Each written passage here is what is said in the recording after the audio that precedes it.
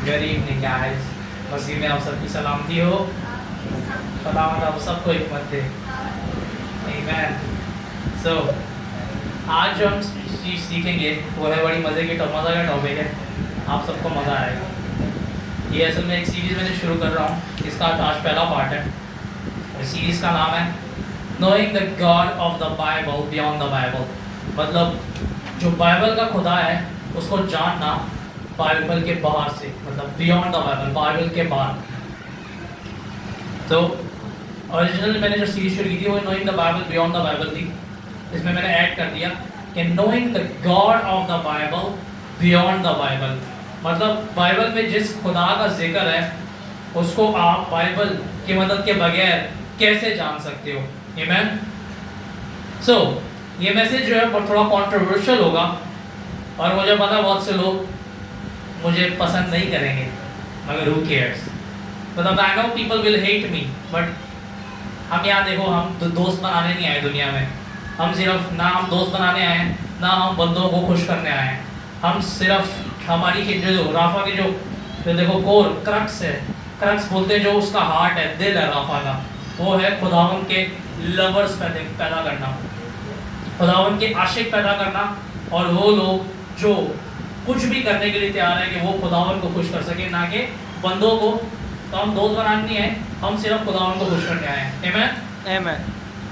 तो आज आपको पता है आज मजहबी, सो जिनको हम मजहबी गुंडे बोलते हैं, तो रिलीजियस गैंगस्टर्स, आज थोड़ी सी आवाज़ से सुना, रिलीजियस गैंगस्टर्स जो है जिनको समझ नहीं आती रूल कुदुस के ज़हूर की, manifestations of the Holi spirit की, या बादशाही की गहरी तालीम की समझ नहीं आती, वो पूछते हैं हमसे कि ऐप बाइबल से कितने लिखे हैं।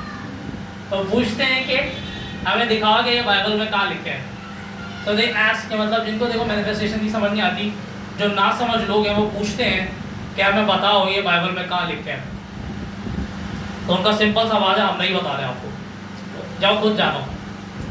अगेन मैं डिटेल, ये सिंपल सा आंसर है मगर डिटेल में भी अभी आंसर मैं करूँगा, वही कलाम है।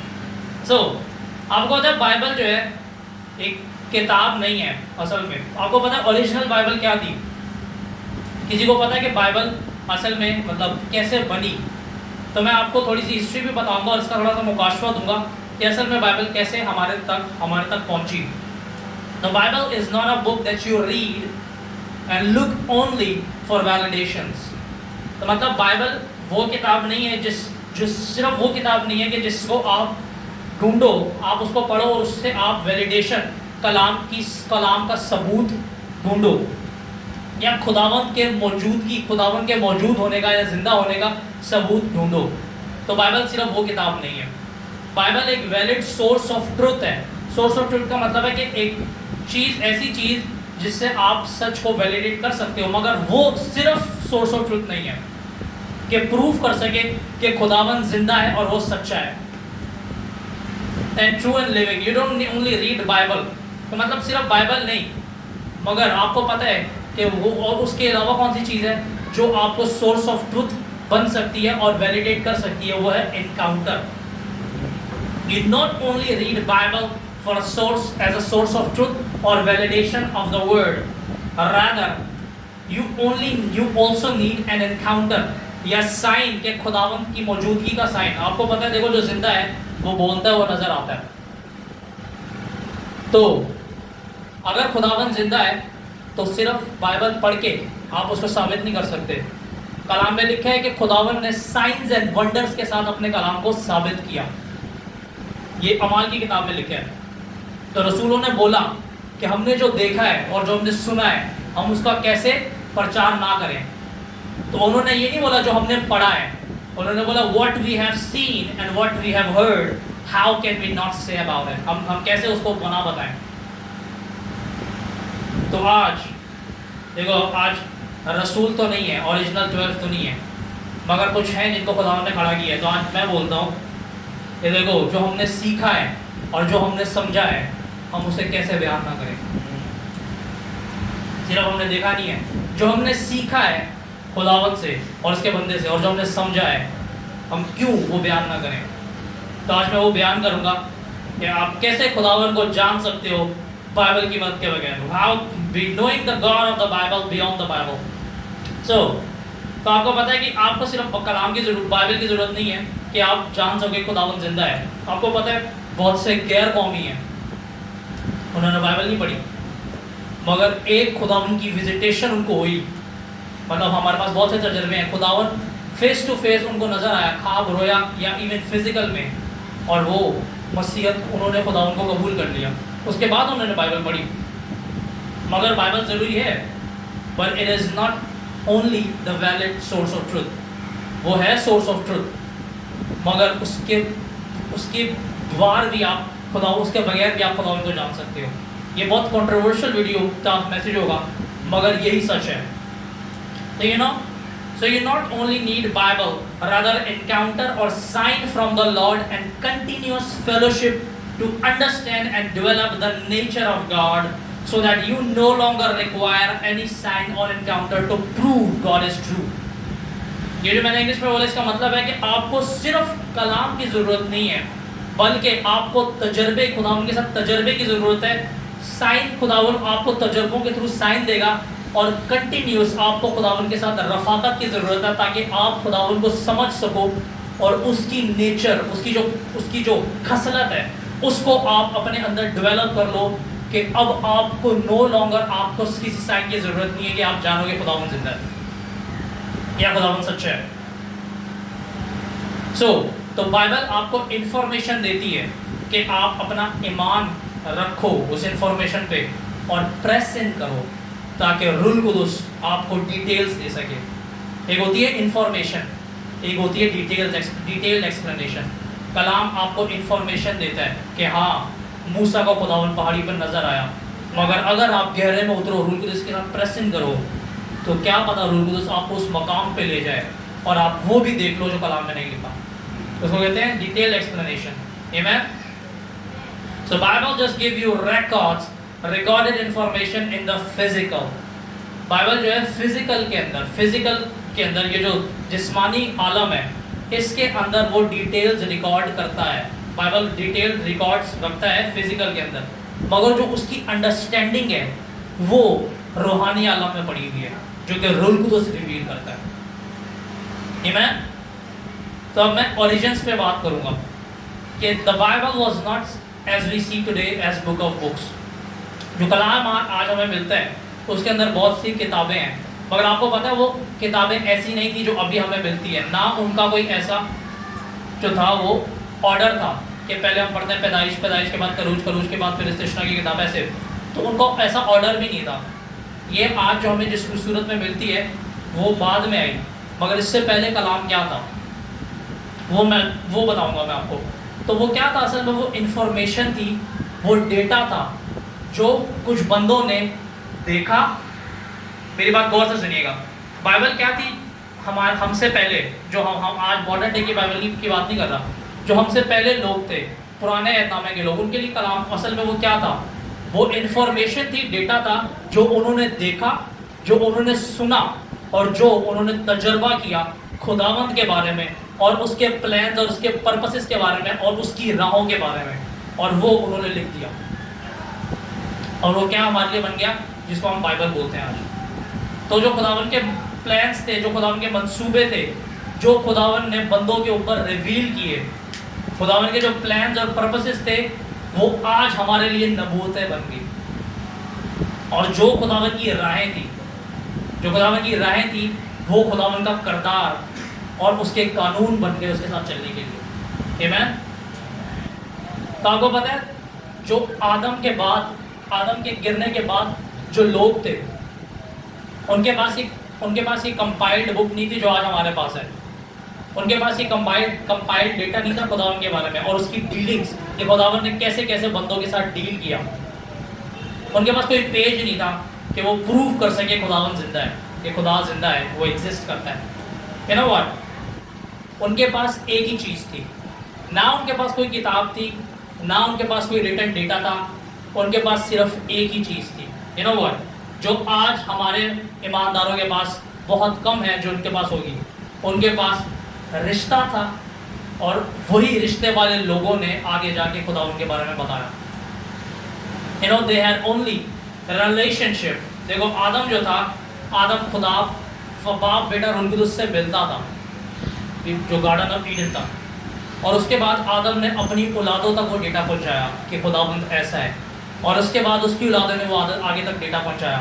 और ऐसे ही पहुंचते पहुंचते मूसा आया, और उसके बाद खुदावन ने हमें दिखता है कि स्पेसिफिकली खुदावन ने मूसा को हुक्म दिया कि अब तू लिखना शुरू कर। हालांकि मूसा से पहले भी लोगों ने लिखा, वो हम बाद में डिस्कस करेंगे, मगर स्पेसिफिकली कलाम में मिलता है कि मूसा ने लिखा। उससे पहले आप देखो, आपको किसी का जिक्र नहीं मिलेगा कि किसी ने लिखा, मगर हमें मिलता है कि रिश्ता था, उनके पास रिश्ता था, और उस रिश्ते से जो रफाकत हुई, उससे जो उन्होंने सीखा वो उन्होंने आगे तक पहुंचाया बाय वर्ड ऑफ माउथ। तो ऐसे कलाम हम तक पहुंचा।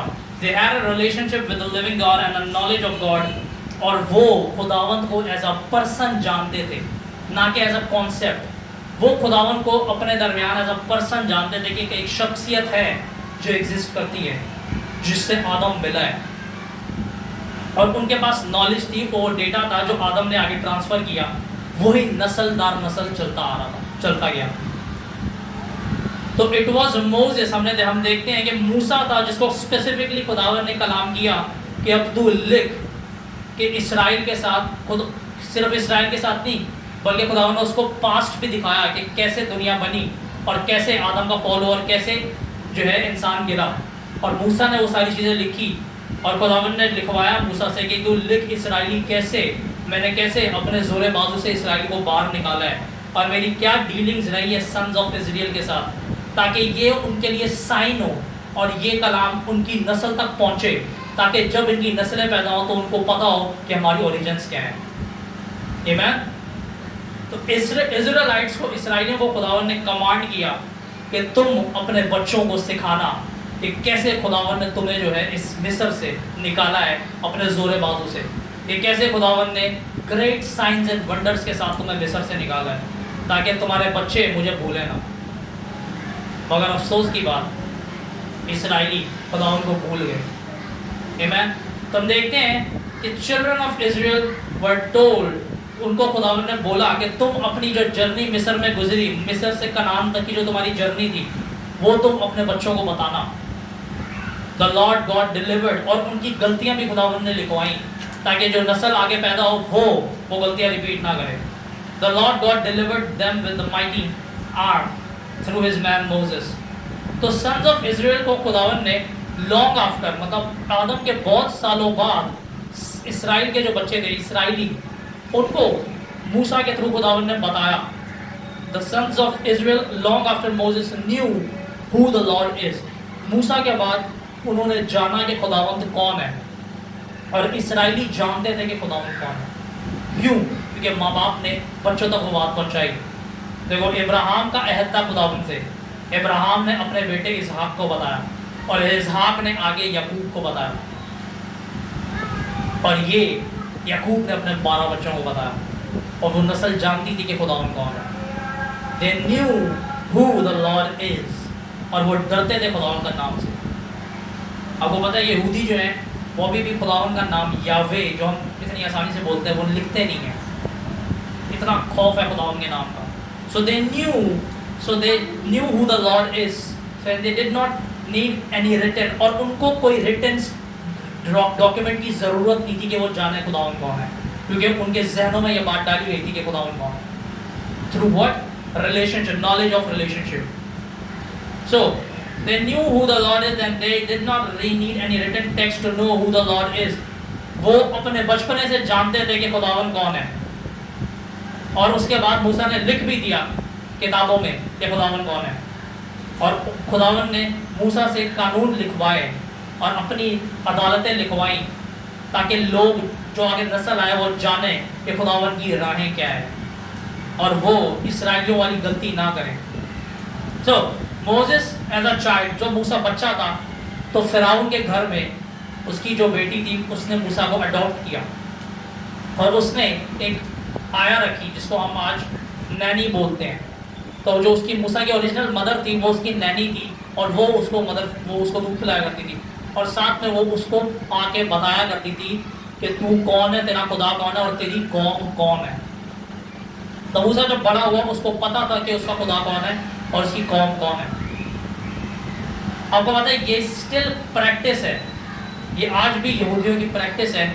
वो जब बच्चा छोटा होता है, जो माएँ हैं वो बचपने से ही उनको बताती हैं कि तुम्हारा खुदा कौन है, वो उनको यावे के बारे में बताती हैं। और जब बच्चा इतना थोड़ा बड़ा हो जाता है कि वो पढ़ लिख सके तो वो उसको भेजती हैं इंस्टीट्यूट्स में, इनके जो ज्यूइश इंस्टीट्यूट्स है, सिनेगॉग बोलते हैं, वहाँ पे वो तौरात, तालमुद और जितना भी उनका ज्यूइश लिटरेचर है वो सीखता है, ताकि उसको फुल नॉलेज हो खुदावंद की जो उन तक अवेलेबल है। आपको पता है यहूदी बच्चा जो है, हर यहूदी बच्चा जानता है कि उसका खुदा कौन है। They know the father. उनको वो अलग बात है कि वो जीसस पे ईमान नहीं रखते, मगर they know who the father is. उनको पता है बाप कौन है। बट आज जो हमारे क्रिश्चियंस हैं, जिन पे फजल किया गया है कसरत के साथ, तो मेजॉरिटी के अंदर वो अपने बच्चों को नहीं सिखाते कि खुदा कौन है। यू नो, बच्चों को संडे स्कूल भेज देते हैं। आपको पता है संडे स्कूल में क्या सिखाया जाता है? यू नो, किसने बनाया मछली को? सीरियसली सबको पता है। ये तो एथियस्ट भी जानते हैं कि कोई सोर्स है जो इस दुनिया से बाहर है, जो बना रही है। तो सबको पता है कि किसने बनाया मछली को। ये तो गैर कौमें भी जानती है, बट गैर कौमें ये नहीं जानती कि खुदावंद कौन है, who the Lord Jesus is. So today Christians and parents in majority, they don't teach their children about the Lord and their God. They would take them to church every Sunday. वो उनको हर Sunday church ले जाएंगे, मगर घर पे देखो पहली जो तरबियत है वो माँ बाप की तरफ से होती है। मगर अफसोस उन माँ बाप पे जो खुदावन के बारे में अपने बच्चों को नहीं बताते बचपने से। यू नो, वो अपने बच्चों को एवरी संडे चर्च ले जाएंगे, और मगर घर पे वो बच्चा जो है वो रोज़ा रखता है खुदावन की तालीम का। घर पे बच्चे का रोज़ा होता है, फिर संडे को वो रोज़ा खुलता है, तो वो रोज़ा रखता है कि मैं खुदावन को नहीं जानूंगा, कोई तालीम नहीं है उसको खुदावन की, खुदावन कौन है। और फिर क्या होता है कि वो रोज़ा खुलता है संडे को, और संडे को वो संडे स्कूल भेज देते हैं जहाँ पे आपको पता है क्या सिखाया जा रहा है। मतलब सीरियसली साधु सुंदर सलवराज को खुदावन ने बोला कि जा संडे स्कूल के बच्चों को स्पिरिचुअल वॉरफेयर सिखाओ कि जंग कैसे लड़ी जाती है। साधु ने बोला खुदावन वो तो बच्चे हैं, वो कैसे सीखेंगे? खुदावन ने बोला देख उनको सिखाना मेरा बिजनेस है, तू तेरा काम है, तू जाके उनको बता। और उसने किया, उसने माना, उसने सिखाया बच्चों को, छोटे बच्चे के मतलब 5 years के बच्चे और छोटे छोटे बच्चे जो संडे स्कूल की एज में आते हैं, उनको साधु जो है वो स्पिरिचुअल वॉरफेयर सिखा रहे हैं। और आज हमारे बच्चे जो है वो मछली बनाना सीख रहे होते हैं। देखो हमारे कम ऑन, वी आर जेन ज़ी। अब जेन ज़ी भी अब अल्फा और आगे की जनरेशन आ गई है। आपको पता है तारीकी के, इसीलिए तारीकी के जो बच्चे हैं, दुनियावी बच्चे ज़्यादा जो है वो पढ़े लिखे हैं और ज़्यादा तेज़ हैं। तो हमारा बच्चा, हमारा जो क्रिश्चियन बच्चा है वो रोज़ा रखता है खुदावन की तालीम का, और संडे को वो रोज़ा खोलता है। और फिर क्या होता है कि माँ बाप जो इतने बिजी हैं, they are busy in their works, वो इतने बिजी हैं अपने कामों में और सेल्फ डिस्ट्रक्शन के अंदर वो इतने बिजी हैं कि they would put the child on auto learning mode, कि वो अपने बच्चे को ऑटो लर्निंग मोड पे भेज देते हैं। कैसे? उसको मोबाइल पकड़ा के, उसको मोबाइल, टैब या कोई भी डिवाइस पकड़ा के बिजी रखने के लिए कि हमें बच्चा डिस्टर्ब ना करे, हम बहुत बिजी हैं। वो बहुत बिजी है अपने फजूल कामों के लिए, तो बच्चे को मोबाइल पकड़ा देंगे या टैब पकड़ा देंगे कि ऐसी चीज़ के बच्चा हमसे कोसों दूर रहे, हमारे पास ना आए सीखने के लिए, क्योंकि हमें तो हम तो सिखा नहीं सकते। So they give the mobile, they give a device कि वो बच्चा जो है वो ऑटो डिस्ट्रक्टिव मोड में चला जाए। The world teaches that child, और जब उस पर वो ऑटो लर्निंग मोड पे डाल देते हैं तो जो माँ बाप नहीं सिखाते, फिर शैतान और दुनिया उस बच्चे को सिखाती है, और वो ओब्लिवियन रहता है। ओब्लिवियन का मतलब है पता ही नहीं है, पर पता ही नहीं है, वो ओब्लिवियन रहता है to the knowledge of God. उसको पता ही नहीं होता कि खुदावंद कौन है। और फिर क्या होता है कि जब वो बच्चा इतना बड़ा हो जाता है तो वो एक पावरफुल एजेंट बनता है पावर्स ऑफ डार्कनेस का, वो किंगडम ऑफ डार्कनेस का एजेंट बन जाता है। सो आई टेल यू, मैं आपसे सच कहता हूँ, ये इंफॉर्मेशन एज है। अगर आप अपने बच्चे को या अपने बच्चों को नहीं बताएंगे खुदावन के बारे में या उसकी राहों के बारे में, then Satan will tell them otherwise. तो शैतान और उसकी जो दुनियावी एजेंट है, उसके एजेंट छोड़े गए हैं थ्रू सोशल मीडिया और हर प्लेटफॉर्म के ज़रिए, स्पेशली स्कूल्स के ज़रिए, वो उनको अगर उसको दूसरी तालीम देंगे और वो बिल्कुल भी खुदावन को नहीं जानेगा। द थिंग इज़, ये माँ बाप का भी कसूर नहीं है, क्योंकि माँ बाप जो है वो इतने बिजी होते हैं, मैंने बताया इतने बिजी होते हैं किस चीज़ के लिए, ईट स्लीप सेक्स रिपीट, या eat sleep work enjoyment repeat, इसमें बिजी होते हैं कि वो बच्चे को खुदावन के बारे में बता ही नहीं पाते। मसला माँ बाप का भी नहीं है, क्योंकि उनको खुद नहीं पता, because they did not learn to walk with the lord, क्योंकि माँ बाप ने नहीं सीखा कि वो मतलब जब वो जवानी में थे तो उन्होंने नहीं सीखा, या उनके माँ बाप ने नहीं सिखाया, या सिखाया भी तो उन्होंने गौर नहीं किया। आपको पता है सबसे ज़्यादा जो खराब होते हैं वो पास्टर्स के बच्चे होते हैं। तो इससे आप जान सकते हैं कि कहाँ पे मसला है, because they did not learn to walk with the lord and did not walk themselves. It might be their parents told them, मगर उन्होंने गौर नहीं किया, क्योंकि माँ बाप ने बताया भी तो उन्होंने बचपन से नहीं सीखा, इसीलिए वो अपने बच्चे को खुदावन के बारे में बताने में फेल हो जाते हैं। मैं घर में बैठा हुआ था, मेरी कज़न का घर है, मैं बैठा हुआ था और मेरे कज़न है, उनका बच्चा है। तो वो बच्चा जो है वो बहुत एडिक्टेड है स्क्रीन का, देयर इज़ मोबाइल का बहुत एडिक्टेड है। वो क्या करता है कि अगर उसका फ़ोन चार्जिंग ख़त्म हो गई है तो वो चार्जिंग पे लगा के दूसरा फ़ोन पकड़ लेता है। मगर ये है कि उससे वो बच्चा वैसा हो गया कि उससे माँ बाप छीन लो वो रह लेगा, मगर उससे अगर आप फ़ोन छीन लो तो वो तड़पेगा। तो मैं बैठा हुआ था और माँ बाप तंग आ गए ना, उन्होंने एक ट्यूटर है, बहुत मशहूर ट्यूटर है और बहुत से बच्चों को पढ़ाती हैं, तो उससे बात करने आए कि आप भी हमारे बच्चे को मेंटोर करो, है ना। तो वो ट्यूटर भी सामने थी, मैं साइड पे बैठा था, वो बच्चा भी बैठा था और उसके पेरेंट्स भी बैठे हुए थे। उन्होंने उस ट्यूटर ने पहले देख के बोला कि सबसे पहले आप इससे फ़ोन अलग करो। उसने बोला कि आप इसकी फ़ोन की एडिक्शन ख़त्म करो, इससे लो फ़ोन। तो वो ट्यूटर बहुत मशहूर है। तो वो बच्चा जो था वो गेम खेल रहा था उस ट्यूटर के सामने। तो उसके फादर ने वो फ़ोन लिया और बोला बेटा टीचर से बात करो। तो बच्चा कंफ्यूज क्या बात करे, ठीक है। तो टीचर ने बोला आप इससे फ़ोन लो और आप उसको किसी फिजिकल एक्टिविटी में डालो, लाइक स्विमिंग या स्पोर्ट्स या किसी भी एक्टिविटी में डालो, ताकि वो बिज़ी रहे और उसका ध्यान फ़ोन की तरफ ना जाए। तो उस बच्चे ने फिर उस ट्यूटर ने पूछा कि आप अपने बच्चे को कितना वक्त देते हैं, हाउ मच टाइम, कि आप अपने बच्चे के साथ कितना वक्त टाइम स्पेंड करते हैं कि वो उसका एक आपके साथ रिश्ता बॉन्ड बने।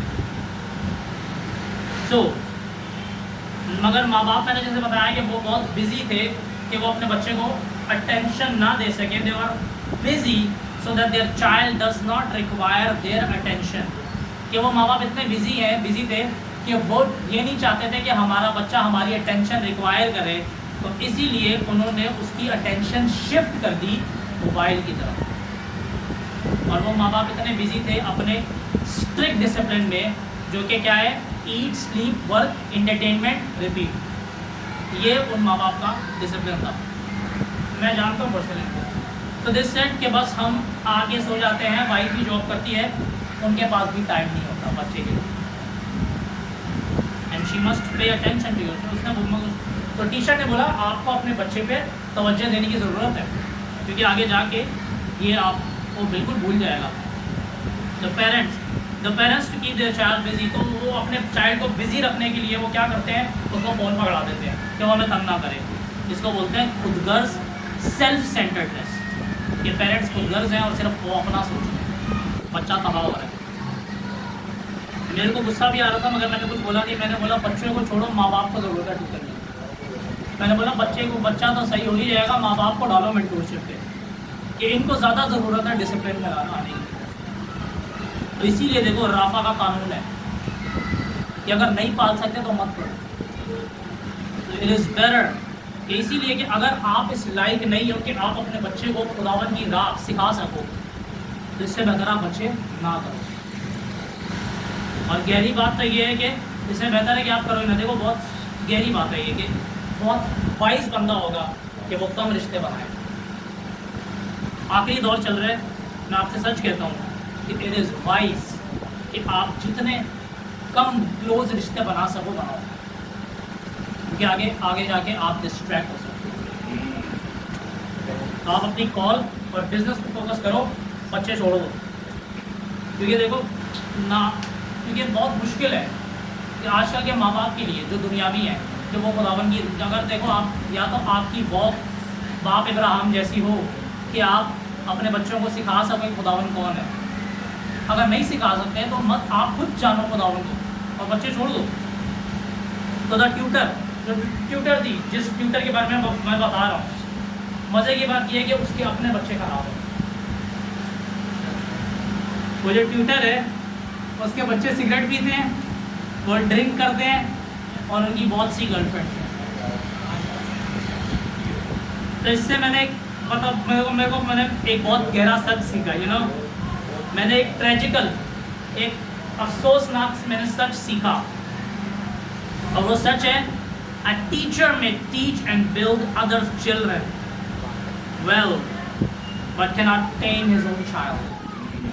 एक जो उस्ताद है वो दूसरों के बच्चे और दूसरों के बच्चों को कुछ सिखा सकता है, उनको कुछ बना सकता है, मगर हो सकता है कि उसके अपने बच्चे कुछ ना सीखें। हमारे पास बिब्लिकल एग्जाम्पल्स हैं। मूसा के बच्चे उसकी जगह नहीं ले पाए, सैमुअल के बच्चे उसकी जगह नहीं ले पाए। लाइकवाइज जीसस के अपने भाई और उसके अपने घर के लोग उसके रसूल ना बन पाए, वो बाहर के लोग थे। आमीन। तो ये गहराई है, ये सच है कि आप हो सकते हैं कि आप कितने अच्छे ट्यूटर हो और आप दूसरों को शागिर्द बना लो, मगर हो सकता है कि आपके अपने क्या ऐसा रफा में नहीं हो रहा। तो हम जहाँ देखते हैं कि मूसा पहला बंदा था जिसने स्क्रोल्स लिखे। अब होता स्क्रोल क्या होता है एक्चुअली बाइबल में था क्या? बाइबल पहले हमारे पास जो ओरिजिनल टेक्स्ट था वो स्क्रोल्स ही थे। स्क्रोल होता है एक बहुत बड़ा पर्चा, ऐसे इतना बड़ा पर्चा होता है और वो रोल हो जाता है, उसको स्क्रोल बोलते हैं। और उसमें आप सीधा सीधा ऐसे लिखते हो दोनों साइडों पे। तो मूसा ने जो हमें पहली 5 किताबें मिलती हैं वो स्क्रोल्स पे लिखी थी, क्योंकि स्क्रोल्स प्रिजर्व हुए और वो आगे नस्लदार नस्ल चलते रहे, जो आगे जाके तोरा बना, उनका कानून बना तोरा, जिसको ये शरीयत बोलते हैं इसराइली। तो मूसा था जिसने पहले किताबें लिखी, मगर अगर आप रिसर्च करो तो आपको पता चलेगा कि मूसा से पहले भी कुछ लोग थे जिन्होंने किताबें लिखी। फॉर एग्जाम्पल इनॉक, या जो आपको पता है 12 जो कबीले थे, 12 जो बेटे थे यकूब के, उनके टेस्टामेंट्स हैं। और उस मूसा से पहले भी नबी थे, उन्होंने भी किताबें लिखी। और एक किताब है जिसको बुक ऑफ जैशर बोलते हैं, याशर की किताब, जिसका जिक्र है यशवा की किताब में। वो किताब हमें बताती है कि इब्राहिम का जो बाप तारा था वो एक बुतप्रस्त बंदा था, और इब्राहिम का बैकग्राउंड आइडोलेट्री था, मगर इब्राहिम ने खुदावन को जाना और उसने अपने बाप के जो बुत थे वो तोड़ दिए और वो घर से भाग गया। और ये किताब हमें ये भी बताती है कि इससे पहले शदरक मीशक अब्दीनगो जो है वो आग के जो भट्टी है उसमें डाले जाते हैं और वो ना मरते, इब्राहिम डाला गया था। इब्राहिम के दौर में एक बादशाह था, उसने इब्राहिम को उसको आपने सामने लाया गया और उसने बोला कि बुत के आगे झुक, वो इब्राहिम नहीं झुका, तो उसको आग की भट्टी में डाला गया और इब्राहिम नहीं जला था, और उसको लोग ईमान लाए और उसको बाहर निकाल दिया। तो हम बात करते हैं सोर्स ऑफ ट्रुथ के ऊपर। तो आपको पता है बाइबल जो है वो रिजल्ट है, हमारे पास बाइबल मजमुआ है किताबों का, जिसको हम कैनन बोलते हैं, कैनन ऑफ बुक्स। जो अर्ली स्कॉलर्स थे उन्होंने जो बाइबल कंपाइल करनी थी तो उसको उन्होंने कैनन बोला। कैनन बोलते हैं एक उसको क्या कहते हैं, प्रिंसिपल या कानून को, कि हम इस कानून को के तहत जो है इन किताबों को कंपाइल करें। तो द बुक्स, जो किताबें प्रूव हुई कि उनमें कोई तब्दीली नहीं आई और उनके कुछ हिस्से नहीं मिटे हुए थे, वो उन्होंने बाइबल कैनन में डाल दी। और जिनमें उन्होंने देखा कुछ मिसिंग पीसीज हैं या मतलब उस कलाम के साथ जो उन्होंने पहले डाला उसके साथ वो अलाइन नहीं कर रहे, तो वो उन्होंने बाइबल का हिस्सा नहीं बनाया, जो भी उनका क्राइटेरिया था कि उन्होंने सेट किया कैनन के अंदर। तो एक टर्म होती है source of truth. Source of truth का मतलब है कि वो चीज़ जिससे आप चीज़ों को साबित करो। तो ये जो बाइबल थी ये आगे जाके सोर्स ऑफ ट्रुथ बन गई लोगों के लिए, मसीहों के लिए, कि अब जो भी कलाम आएगा वो हम इससे साबित करेंगे, हालांकि इससे पहले ऐसा नहीं था। तो वैलिडिटी का पार्ट बन गया बाइबल। तो ना टेल मी, आप मुझे ये बताओ कि आदम या सेथ या उसकी नस्ल के पास क्या सोर्स ऑफ ट्रुथ थी कि वो साबित करते कि खुदा जिंदा है? आप बताओ। अयूब नबी जो था, अयूब मूसा से पहले था, आपको पता है? अयूब के पास क्या सोर्स ऑफ ट्रुथ थी कि वो जाना है कि खुदा जिंदा है और उसका इतना गहरा रिश्ता है खुदा के साथ? Can you imagine? So the written records of the Lord and his doings was after many years when Moses wrote it. आपको पता है जो खुदावन का जो हमारे पास लिखा हुआ कलाम है, जो आज इसको हम बाइबल बोलते हैं, ये बहुत सालों बाद आया। मूसा ने लिखा और उसके बाद और भी W की जो किताबें थी वो कंपाइल होकर बाइबल बनी।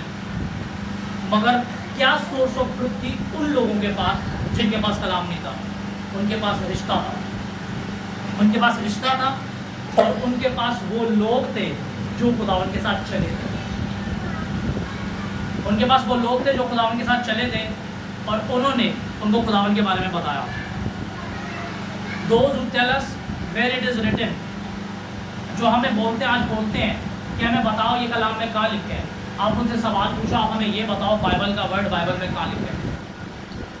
It's not there। आपको पता है इसकी ओरिजिन क्या है? ये भी जब कैनन बना तो ये बाइबल वर्ड वहीं पे उन्होंने ऐड किया। ये ओरिजिनल बाइबल का नाम बाइबल था ही नहीं। So there are some points for those. तो मैं कुछ 2 पॉइंट्स रेज करूँगा, सवाल रेज करूँगा बाइबल से ही उन लोगों के लिए जो बोलते हैं कि हमें बताओ बाइबल में कहाँ लिखा है।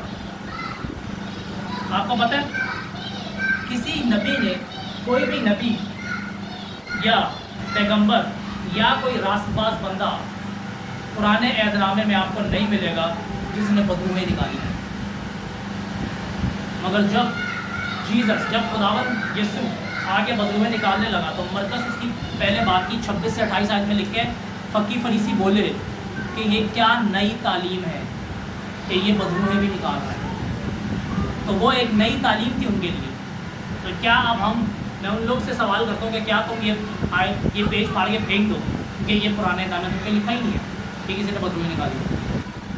उसी तरह एक और बहुत बड़ी दलील है, एक्ट्स अमाल की किताब 20 बाब की 35 आयत में लिखे, पौलुस को खुदावन ने बोला, रहमा वचन में बोला कि it is more blessed to give than to take. ये ज़्यादा बरकत वाली बात यह है कि कोई दे ना कि ले। अब आप चारों अंजीलें पढ़ लो, कहीं भी आपको जीसस की ये स्पेसिफिक स्टेटमेंट नहीं मिलेगी कहीं खुदावन ने बोला हो कि it is more blessed to take than to give. I tell me, क्या आप पौलुस को झूठा नबी बोल दोगे कि पौलुस ने ये सुना कि उसने लिखा? ना मुझे तो रसूलों के पास कोई भी वैलिडेशन नहीं थी कि वो खुदावन का जो कलाम उसको साबित कर सके, क्योंकि उनके पास खुदावन खुद था और खुदावन ने साइंस एंड वंडर्स के साथ उसको साबित किया। Now you don't find these words exactly written in the gospel. So the source of truth, as I told you, for those men was not God, Lord God alone, and those who had, तो जो source of truth थी उन लोगों के लिए जो पुराने एहदनामे में लोग चले, उनके पास जो सोर्स ऑफ ट्रुथ थी वो खुदावन खुद था और वो लोग थे जो खुदावन के साथ चले थे, वो उनके लिए सोर्स ऑफ ट्रुथ बने और फिर आगे उनका रिश्ता बना। आपको पता है जो लोग खुदावन के साथ चले उन्होंने आगे जाके अपनी नस्लों को बताया, फिर वो नस्लें खुदावन के साथ चली और उन्होंने आगे जाके खुदावन के बारे में बताया और ये जो नॉलेज थी ये ट्रांसफ़र होती गई, नस्ल दर नस्ल चलती रही और ये जो नॉलेज जिसको आज हम बोलते हैं बाइबल, ये ऐसे हमारे पास आई। हनूक के दौर में आदम जिंदा था। आपको पता है हनूक को कहाँ से ये पैशन आया और वो कैसे खुदावन के साथ चला, उसके अंदर ये कहाँ कैसे जज्बा आया और वो कैसे जिंदा उठाया गया, कि मतलब कैसे उसके अंदर ये जज्बा आया। हनूक के दौर में आदम जिंदा था, क्योंकि आदम जो है वो काफ़ी साल जिया था, 900 साल और 930 ईयर्स तक जिया। तो हनूक उसकी 7वीं नस्ल थी। तो हनूक के दौर में आदम जिंदा था और आदम से मिला करता था हनूक। तो हनूक जो था वो आदम से मिला करता था और आदम उसको अपना तजर्बा बताता था गार्डन ऑफ ईडन का। वो उसको बताता था कि खुदावन कौन है और खुदावन से मैं कैसे कैसे मिला करता था। तो जब वो उसको बताता था, हमें ये नहीं पता कि कितनी देर तक हनूक आदम से मिलता रहा, मगर हमें ये पता है कि हनूक जब उससे मिलता था तो हनूक के दौर में हनूक को जो है उसके दिल में ये पैशन राइज किया, उसके अंदर ये आग जली कि मैं खुदावन को वैसे जानूं जैसे आदम जानता था और उससे भी बढ़ के। तो आपको पता है हनूक के अंदर ये पैशन राइज किया, उसने जाना आदम से और उसके अंदर ये पैशन जागा और आदम उसको अपने अथॉरिटी के बारे में बताया करता था कि मेरे पास क्या अथॉरिटी थी ईनॉक में, ईडन में। तो हनूक को आदम बताया करता था और उसके अंदर ये जज्बा जागा और उसने वो खुदावन के साथ चला। और जब वो चला तो हनूक के बाद हनूक ने आगे अपनी नस्ल को ये कलाम दिया और उसकी नस्ल से मथूसला चला। मथूसला के बाद नोआ आया और ये जितनी भी हमें नस्ल आगे दिखती है, इन सब ने वो नॉलेज ट्रांसफ़र किया आगे और ये नॉलेज ट्रांसफ़र होती होती आज हमारे पास बाइबल की सूरत में। तो हम देखते हैं कि हर नस्ल में, एवरी जनरेशन आफ्टर एडम, हर नस्ल आदम के बाद उन्होंने वो खुदावन के साथ चले और जो उनको तजर्बा हुआ, जो उन्होंने देखा, जो उन्होंने सुना, वो उन्होंने लिखा। मतलब उन्होंने जो उनका रिश्ता था खुदावन के साथ वो उन्होंने लिखा। और जैसे जैसे टाइम पास होता गया, वक्त आता गया, तो वो वक्त करीब आया कि इनकारनेशन ऑफ क्राइस्ट जो थी वो नज़दीक आ गई। तो वो कलाम जो बाप बोल रहा था और जो नबियों और रास्तबाज बंदों ने सुना, लिखा, देखा, वो अब जिस्म में उतर रहा था। So now the word that the Father spoke and the righteous man saw, heard and experienced, वो अब फ्लैश और ब्लड में आ रहा था, जो कि लॉर्ड जीसस बना। जब खुदावन ने आके रसूलों को तालीम देना शुरू की, तो खुदावन को, आपको पता है, खुदावन को किसी दलील की जरूरत नहीं कि वो पुराने अहदनामे से कोई दलील नहीं, फिर भी खुदावन ने दी। मगर उसको आप ज़्यादातर देखोगे खुदावन ने कोई दलील नहीं कि वो पुराने अहदनामे से कोई दलील दे। मगर जो मजहबी सिस्टम है, द रिलीजियस सिस्टम, जो कि उस दौर में खड़ा हुआ, आपको पता है खुदावन के आने से पहले मजहबी सिस्टम इतना स्ट्रॉन्ग नहीं था। मगर जिस दौर में मजहबी सिस्टम खड़ा हुआ, इसको बोलते हैं फुलनेस ऑफ टाइम्स। तो जब फुलनेस ऑफ टाइम, जब मजहबी सिस्टम खड़ा हुआ, उसी दौर में खुदावन ने कलाम, बाप ने कलमा मुजस्सम किया ताकि ये आके सच बताए। तो जो मजहबी सिस्टम था उसने फोकस शिफ्ट कर दिया खुदावन के साथ रिश्ते पे, रिश्ते से उसने रिटन रिकॉर्ड्स के ऊपर फोकस शिफ्ट कर दिया और उसमें अपनी भी चीज़ें ऐड कर दी। तो इसीलिए खुदावन जीसस ने आके रिस्टोर किया रिश्ते को और रिस्टोर किया सच्चाई को, और खुदावन ने जाते जाते नबूवत भी कर दी उस रिलीजियस सिस्टम को। आपको पता है खुदावन ने जाते जाते नबूवत की उस रिलीजियस सिस्टम पे। मैथ्यू 23:34 से 35 में खुदावन ने बोला कि तुम लोगों ने, मफ़ा की फरीसी को खुदावन बोल रहे हैं कि तुम लोगों ने जो है नबियों की कब्रें बनाई और तुम बोलते हो कि अगर हम उस दौर में, अपने बाप दादाओं के दौर में ज़िंदा होते तो हम कभी भी नबियों की और राजबाजों की मौत ना करवाते। मगर खुदावन ने बोला कि क्योंकि तुम इस बात से साबित कर रहे हो कि तुम उनके बच्चे हो, तो मैं तुमसे कहता हूँ कि मैं भेजूंगा नबी, रसूल और रास्तबाज लोग और उनको तुम मारोगे। अब ये खुदावन बोल रहे हैं कि मैं भेजूंगा। जीसस वहाँ पे प्रोफेसाई कर रहा था कि इसके बाद, मेरे मरने के बाद मैं भेजूंगा नबी, रसूल और पैगंबर मैं भेजूंगा और कुछ को तुम मारोगे, कुछ को तुम संसार करोगे, कुछ को तुम परसिक्यूट करोगे, और इसीलिए तमाम रास्तबाजों की जो कत्ल का जो खून है वो तुम्हारे सर पे आएगा। और खुदावन ने वो प्रोफेसाई की उनके ऊपर। आमीन। सो एक नबी था, नबी तो नहीं कह रहे, एक बाइबल टीचर ही था, जिनका नाम है नेवल जॉनसन। नेवल जॉनसन जो है एक जगह मिनिस्टर कर रहा था, और क्या होता है कि भाई एक चर्च में मिनिस्टर कर रहा था, और कलाम सुनाते सुनाते वो जब प्रेयर का सेशन हुआ तो प्रेयर के दौरान खुदावन की प्रेजेंस मैनिफेस्ट हुई उस जगह पे, और खुदावन की हजूरी इतनी स्ट्रॉन्ग आई कि सब लोग गिरना शुरू हो गए, और कुछ लोग जो थे वो जानवर की तरह बिहेव करने लगे। उसके साथ जो पास्टर खड़ा था वो उसके सामने कुत्ता बन गया, डॉग बन गया और बात करने लगा। वो ये चर्च में हो रहा है और वो कलाम सुना रहा है, खुदा उनकी प्रेजेंस आई है। नेवल जो था वो बिल्कुल भी मजबूत नहीं था, वो उसके खिलाफ नहीं बोला। उसने बोला कि खुदावन, उसने बोला लॉर्ड टेल मी, अगर ये तेरी तरफ से है। खुदा उसने बोला कि I would not touch what is yours. उसने बोला कि मैं कभी भी तेरी चीज़ पे हाथ नहीं लगाऊंगा। खुदावन tell me what is this. उसने अंडरस्टैंडिंग मांगी, तो खुदावन ने उससे बोला, खुदावन ने बोला कि जब बंदा, तो खुदावन ने बोला कि जब बंदे को मैंने झुकाना होता है, उसका फ़ख्र तोड़ना होता है, तो मैं उसे जानवर बना देता हूँ, जैसे हमें मिलता है नबूकदनेस्सर के बारे में। उसने तो उसका पास्टर था, जानने वाला, वो कुत्ता बन गया, वो कुत्ते की तरह भौंक रहा है, और ये चर्च में हो रहा है। तो मैंने बोला क्यों लोगों को एनिमल मैनिफेस्टेशन समझ नहीं आती, तो वो पूछते हैं कि शेर क्यों पहनते हो, तो उनको बोलो हम लोही हैं, ठीक है। तो उसके सामने कुत्ता बन गया। खुदावन ने उससे बोला कि जब इंसान को मैंने झुकाना होता है तो मैं उसे, मतलब उसका फ़ख्र तोड़ने के लिए, खुदावन ने उस चर्च का फ़ख्र तोड़ने के लिए उनको जानवर बना दिया। सो टुडे, अगर आज एनी मैन, तो अब मैं आपसे सच कहता हूँ कि आज अगर कोई बंदा खुदावन के साथ चल रहा है और वो अपने तजर्बे, जो उसने सुना, जो उसने देखा, और जो उसने खुदावन के साथ, खुदावन के बारे में सीखा, वो लिखना शुरू कर दे और वो एक किताब बना दे, तो मैं आपसे सच कहता हूँ वो बाइबल का एक हिस्सा बन सकता है।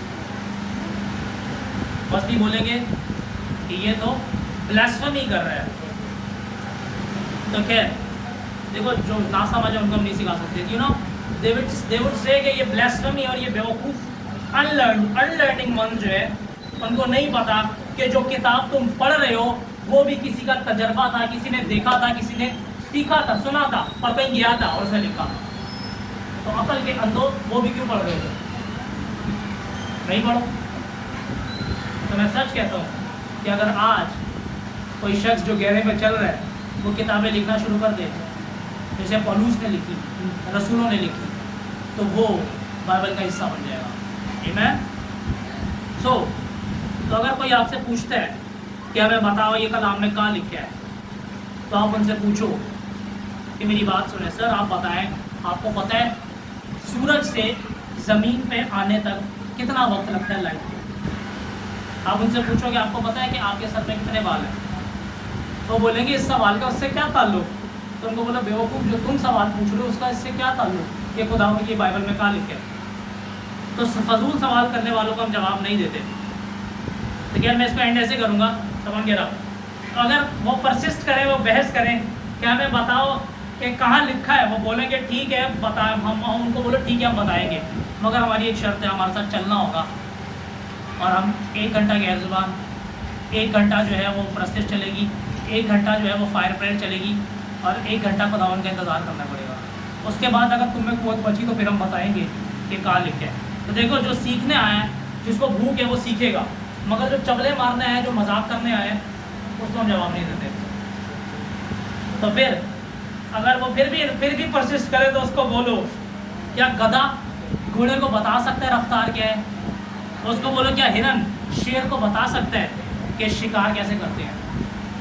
क्या बकरी भेड़ को बता सकती है चरवाहा कौन होता है? तो उनको बोलो उसी तरह हम भी आपको नहीं बता सकते ये कलाम में कहाँ लिखा है।